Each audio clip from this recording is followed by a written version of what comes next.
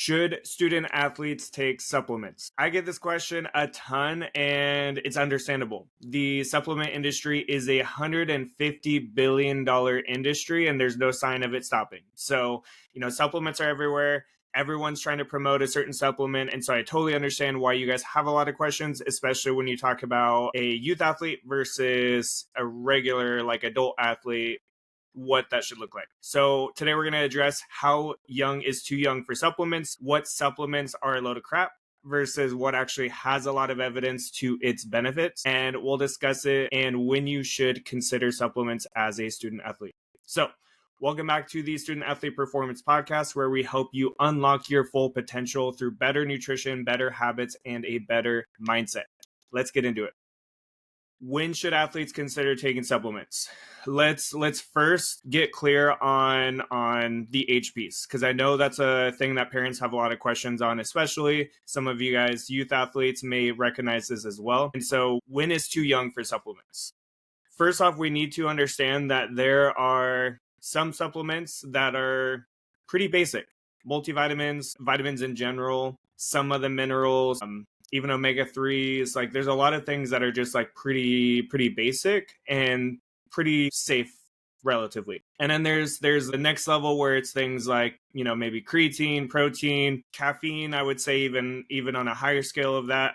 But basically there's different levels of supplements. When we talk about something like a vitamin, a mineral, really, as long as your doctors are on board with it, you're not taking too much of it, those ones are relatively safe. When we get into creatine is one of the most well-researched supplements for athletes, and it has been tested on youth as well, and it is considered safe for youth. However, my philosophy with creatine with athletes is if your body is not physically developed in any shape, so say you're 4'11" and you're projected to be 6 foot, there's no reason why you should be trying to do that creatine right now. Like there's not a lot of point to that. I'm a big proponent of more creatine in high school. When you start getting more of that physical development, when you start getting more of that size, you start hitting more of that puberty process, that's where creatine can come more in handy. There are some other instances where we might discuss it in other situations. Creatine has been used in younger youth, but not for muscle building. It's been used for helping the brain because creatine is not just in the muscles, it's in the brain. So when we talk about concussions, when we talk about certain neurological disorders that cause a decrease in creatine in the brain, these are actually cases where creatine can come in handy. But again, if your muscles, if your size, you're just not physically developed yet, then that creatine is not going to magically make a big fix. Again, we'll talk about creatine here a bit more in a second. Supplements in general. When is the appropriate time to be taking supplements? When should we consider taking supplements? Because a lot of athletes come to me, they'll shoot me a message on Instagram and they'll say, "What supplements should I take?" I'm like, first of all, what are you even eating? Because you cannot out-supplement a bad diet. No matter how hard you work, you cannot take all these different supplements and expect great results when your nutrition sucks. You can't expect creatine to help you build muscle when you're not eating enough calories, protein, and just overall like food in general. So you should only really consider supplements when your diet is already solid and consistent. Not just looks good on, a few days a week, but actually is consistent throughout the week. This is why when I work with athletes, if they're not on creatine already, I don't even have them start on it or most supplements until they've actually established what they're doing, that they are eating consistently throughout the day, that they're eating a balance of protein, carbs, fats, that they're getting more of that color in, because again, that creatine or any of those other supplements cannot make up for a bad diet. So if you're consistently eating enough calories, you're hitting the protein, you're staying well hydrated, you're balancing your meals with the color, the carbs, the fats, all those types of things, then yeah, the supplements may come in handy, may be worth considering for that little extra 1% improvement. What I want to help you understand here too is think of supplements like some of those extra exercises you do in the gym. So, squat, deadlift, bench press, pull-ups, things like that are some of those bigger core movements. Think of those as food. Those are going to produce the bigger amount of results. They're going to move the needle the most for you.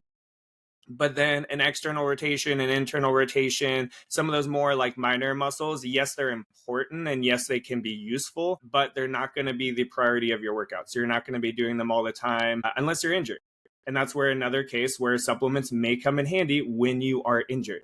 So if you have a concussion, creatine actually might help reduce those symptoms after the concussion. If you are maybe have a fracture or you have some other type of injury, maybe collagen might be useful. If you have a lot of inflammation, you have tendinitis, you have some sort of itis where there's a lot of inflammation, then maybe we consider some things like omega-3s or other things to help reduce that inflammation. Maybe again with the concussions, maybe it's omega-3s for the concussions as well. Both creatine and omega-3s are starting to show evidence towards how they can support concussion recovery. But again, I want to stress here that nutrition is going to move the needle the most. Just like the pull-ups, the bench press, the squats, deadlifts, things like that, those big compound exercises are going to move the needle for you the most when it comes to strength. That's the same thing with food for performance and for growth in general. Supplements are helpful, but they're not a replacement for those core exercises. Now, the other really, really important thing I need to stress with you guys is we need to actually go for these supplements, if we're going to do supplements, that are well researched versus the ones that really lack the evidence. They really lack the research to show that they do anything. There's a lot of flashy labels out there. The supplement industry is not well regulated by the government. It's not well regulated by really anybody. And so you can see all these different muscle builder, testosterone booster, on your supplement label. And it may not actually do that. It's a very gimmicky culture. It's just like all the flashy colors you see on a cereal box. It's flashy and may not actually do what it says it will do for you. So there's a lot of false advertisement out there. There's a lot of false claims. And so just be mindful of that with supplements in general. So what I recommend, there's a few pieces of this we need to stress. Number one, we need to look at what's well researched. So one site that I really like to use and show my athletes how to use this as well is the Australian Institute of Sports Supplement Guide. So the Australian Institute of Sports Supplement Guide, they grade supplements based on the level of research available for athletes. So for example, creatine is in the A category. So it has a lot of research going towards it. It shows that it's a beneficial supplement. Versus BCAAs, where you're only getting 3 of the 9 essential amino acids, that's in the C category because it's never been shown to be more beneficial than just having more protein in general. It's not superior to just flat out eating protein. And then there's the D category where it's like, hey, these are things that are going to be banned by the NCAA. They're going to be more red flag things in general and may even be illegal. So again, I really like that site, Australian Institute of Sport, for some of those points. Let me give you some specific examples of supplements that are well researched. So creatine, like I said before, creatine is well researched. It's shown to improve strength, improve power. It's essentially helping you get more bang out of your buck for those workouts. You have more capacity. And so creatine is well researched. It has not been shown to be harmful, especially for just an average healthy individual. And so creatine can be very beneficial. I have to say though, not every single athlete who tries to build muscle or who is building muscle is taking creatine. So yes, it may be beneficial, but it may not be essential. For caffeine, caffeine's one that people are doing way too much of in general. So student athletes especially. Caffeine is not a replacement for sleep. Caffeine is not a replacement for food, for carbs, for energy. Caffeine cannot make up for any of that. Just like supplements in general cannot replace a bad diet, caffeine cannot replace poor sleep and poor nutrition. The problem that a lot of athletes get themselves into is they start taking caffeine because they're not sleeping well. So they take a pre-workout before their workouts and they maybe have more energy for that workout. Then they maybe crash. And then by the time it gets to bedtime, because they just had that caffeine at 3 o'clock or 4 o'clock, they try to go to bed at 10 o'clock at night and they can't fall asleep because that caffeine is still in your system. About a quarter to a half of that caffeine, depending on when you drink it, is still going to be in your system when you go to bed. So if you're drinking that 200 milligrams Celsius or Alani or whatever kind of pre-workout or energy drink, you're drinking that at 3 o'clock, at least 100 milligrams of that is still in your system, still in your blood at, say, 10 o'clock at night. So 7 hours later-ish, roughly. That means that you have the amount of caffeine, more caffeine than tea, in your system when you're trying to sleep. Most people cannot do that. There's some people that has some weird caffeine gene that doesn't affect them as much, but for most of you, that is going to mess with how you sleep. And then the next day, you're going to be exhausted, you're going to be tired all day. So then you're going to take more caffeine to try to replace that. And it becomes this vicious cycle. So let's make sure that we're not depending on caffeine. Let's make sure that if we are doing caffeine, number one, doing it smaller doses. Those 200 milligrams is just not necessary for a student athlete, and especially not necessary after noon. So stick to it in the mornings if you are going to do it, which most of you guys don't work out in the morning. So I just wouldn't use that at all. And at most, keep it to 100-ish milligrams a day. If you are already drinking a lot of caffeine, here's how you can reduce it a little bit at a time. So for me, sometimes I do get into the routine of I drink too much caffeine at times. And I notice it. Like a couple days ago, I actually got nauseous because I had like a second cup of coffee on top of some stuff that I drink like in the morning. So I had about 450-ish milligrams that day. Way more than I needed. And what happened was I started getting jittery, nauseous, whatever. In the middle of a call, I had to actually go lay down because I just did not feel well.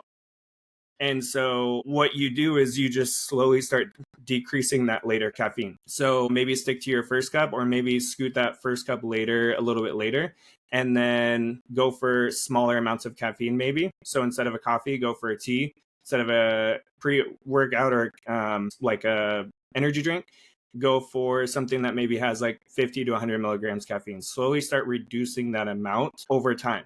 Because if you try to cut it out all at once, you're going to get migraines, headaches, you're going to not feel great, you're going to be sluggish, whatever. It's going to become the cycle. The other thing you have to do is you have to actually fix your sleep, because that's probably the reason why you're depending on that caffeine so much.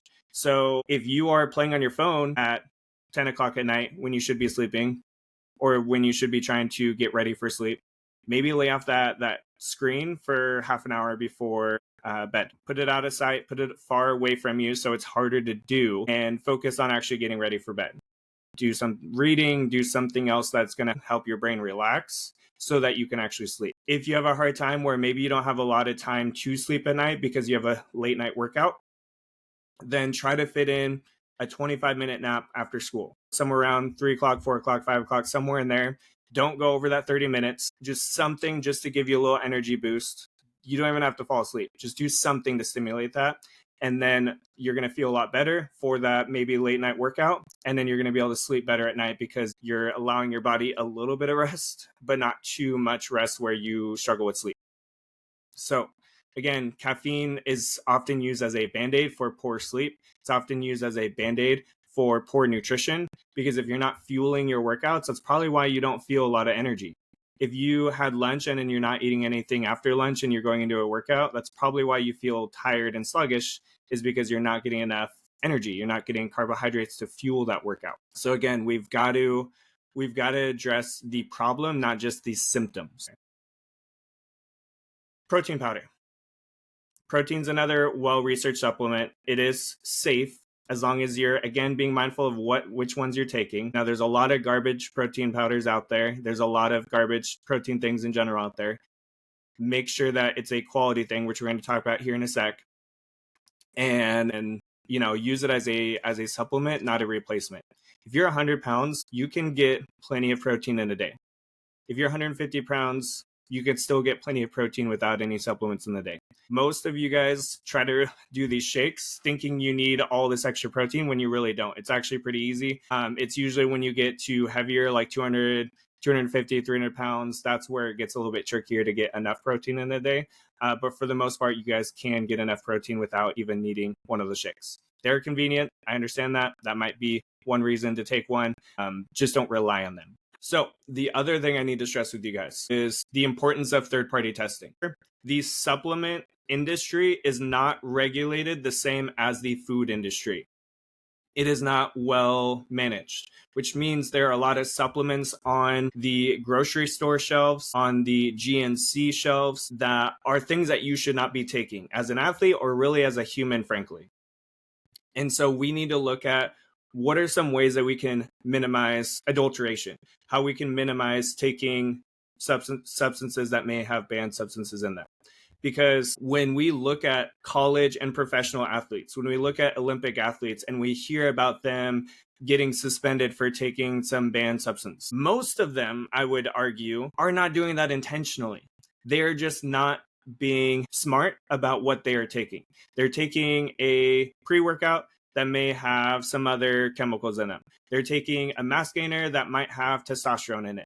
They're taking some other thing in it that, again, might have one of those other banned substances by the NCAA in them. They get suspended, and that's that, because they were not thorough about what they were taking. They were not careful about what they were taking. On top of that, you might get supplements, powders, whatever, that may have heavy metals in them. Because again, these supplements, just because you read the label, it says supplement facts, does not mean those are facts. You can look at that supplement facts label and actually find that some of those things are not in there that are listed on the bottle, or things that are in the product that are not on the bottle. That can happen. And so to avoid that from happening, when we take supplements, we need to make sure they're third-party tested, and not just a little thing that says third-party tested or a little logo that says good manufacturing practices. That is not enough. Those do not cover your bases. What you really need to do to avoid having career-ending mistakes or having suspensions, things like that, that can really derail your athletic career, or things that could even just harm your body flat out, is that you need to make sure that is either NSF Certified for Sport or Informed Sport Certified. These two organizations, they make sure that what is on the label is what's in the product, and what's in the product is on the label. They make sure that there are good manufacturing practices. Good manufacturing practices just make sure it's clean, make sure it's well put together. They don't actually address what's in the product, hence why the GMP means not enough. And so they test every single product, every single bottle that's on that shelf, they test.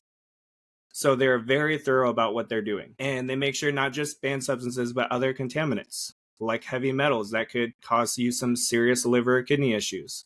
They're much more thorough with that. The other thing I really want to stress is there are some supplements that are more likely to have these kind of issues. They are more likely to have contaminants or banned substances in them. And those are pre-workouts, fat burners, and mass gainers. They're the biggest offenders when it comes to adulteration, when it comes to having things in the product that are not on the label. And so that's why, in general, I don't recommend pre-workouts. In general, I don't recommend fat burners. I mean, you guys student athletes, I hope you guys aren't even considering those. And also why I don't recommend mass gainers, because you don't know what's in them, truthfully. You might think you know what's in them. They might think they know what's in them, but it may not actually be in them. And not all supplement companies are trying to do you harm or trying to sneak things around. Some of them just think, oh, hey, well, if I put this in there, this is going to give them more benefit, when really it could do you more harm. A lot of them don't really focus on science. They focus on what's going to make them feel the best, even if it might actually hurt their body in the long term. The other key piece here, and this is where we talk about third-party testing, another thing to be mindful of when you look at the labels. If you see a label that says proprietary blend, what the heck does that mean? That's like when nutrition labels say natural flavors. Like, what does that mean? What are natural flavors? What's actually in that? You don't know. This is a lot worse, though, the proprietary blend, because you're like, okay, what's actually in there? Natural flavors, I'm like, not the worst thing in the world. Proprietary blend, big red flag. So be mindful of that. This is where, again, you see college athletes, pro athletes, Olympic athletes who take things that they thought were fine and weren't fine because, again, they had some of this adulteration in them. They had some things in them that got them in trouble. I want to stress, though, you cannot out-supplement a bad diet. No matter how many supplements you take, they can't fix a poor diet. Just to paint a picture here, I want to tell a story that happened last night. So last night, I was helping out with the youth group. There was a gingerbread house building contest. Two things that were graded on. One was how good that house looked, and the other was how tall the house was. Now, some people got really, really focused on the design. Some got really focused on the height. One of the houses that focused so much on the height, they like try to do all these things, and they try to make it all look pretty, and they just started, or not even look pretty, they just tried to make it as tall as possible. They started stacking like little things on top of the house that made it look terrible. So it was like, okay, cool, you got it higher, but you didn't actually make it look good. You didn't actually win the contest because all you did was just put a bunch of pieces together. So, you can't put all these pieces together, throw all these supplements at the problem and expect it to be a fix. You've got to address the underlying problem, which is your diet, which is your sleep. Those are the two biggest things that are probably causing you to rely on supplements, is your diet and your sleep habits. So again, you cannot fix your problems. You cannot become an elite athlete if you're relying on supplements over nutrition and sleep. Another example for you guys, another paint a picture for you guys, is trying to out supplement a bad diet is like putting premium gas in a car with a broken engine. What is that going to do? If you have a car with a broken engine and you're like, let me put the best gas in there, it's like, no, that thing ain't going to run. That thing ain't going to work. Like, you got to fix that engine before that gas is going to do you any good. So don't get the fancy gas, the flashy looks when there's something under the engine that is like crap. It's like when people go all out on the exterior of their car, they make it look really good, look all fancy, but on the inside the engine's broken, the seats are torn, like it's just falling apart. Like, what the heck is that going to do? So focus on getting quality calories. Focus on getting a balance of protein, carbs, and fats. Focus on the timing of your meals. If you're trying to get stronger, trying to get faster, focus on timing your meals right. Focus on getting the right foods at the right times to maximize your workouts and your recovery. Before you spend a dime on supplements, invest in your food first. Your food's going to move the needle the most for you. The supplements are just going to do little top-offs. They're going to do little things. And again, this isn't to say don't use supplements, because supplements are tools, but they're not shortcuts. They're not little magic potions. Some things can give you some advantage. Tart cherry juice may help you with sleep, and it's not even a supplement. It's technically food. It's just used more as a supplement, unless depending on how you buy it. Again, supplements are a tool. They're not a magic potion. So focus on building those strong nutrition habits first. If your diet is locked in and you're considering supplements, again, choose the ones that have solid evidence, and always check for that third-party testing. Ideally, go to the NSF website or the Informed Sport website. Actually look up those products. Make sure that they're actually verified through them, not just that they, slapped some logo on there and said it was fine. Once again, don't fall for flashy marketing or quick fix promises. Some big muscle building, branding, whatever means nothing. Your long-term success depends on consistency. It calls on habits, and it calls on a solid foundation. If you try to build a house and you have no foundation there, or you try to build how about a skyscraper? You're trying to build a skyscraper because you want to be an elite athlete, okay? You want to get the highest you possibly can. You want to get, strong. You want to go far, but then you build no foundation. There's nothing in the ground. As soon as the wind hits, that thing's going to fall. So make sure that you're building a solid foundation. That's your nutrition. That's your sleep. Build those solid habits before you ever consider any supplements. If you guys have any more questions about supplements, comment them below. And remember to subscribe to the podcast, subscribe to the channel for more ways to elevate your game. And until next time, keep striving for greatness.